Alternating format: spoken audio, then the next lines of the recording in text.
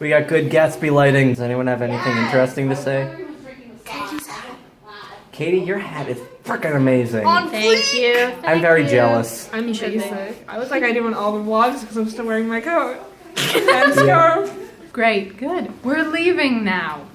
Yes. That's my bit. He forgot to put me in earlier, so all I get to say is we're leaving now. Cats. He's rocking Newsy, I'm rocking Lazy.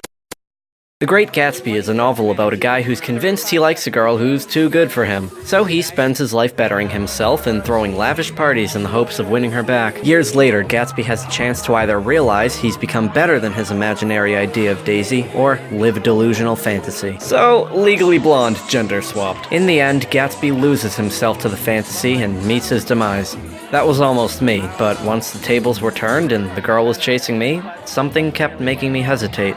I hadn't found love, I just finished the story. You see, it was senior year of high school when all the girls suddenly wanted to be best friends with me, but they were all too nervous to ask me out. Yep. 2 years later, I realized why I hadn't asked them. Bodie McBoatface! You boat, man! Boat! Woo! I'm not drunk. Beautiful! Big Ben's over there. One night after a show, I was hanging out with a close friend, and he happened to ask, "You are gay, right?" And I nodded and said yeah for the first time, without really thinking about it. The hardest part was coming out to myself, trying to process that I'd been lying to myself for years and that there was this whole new side of me I'd only just dared to think about.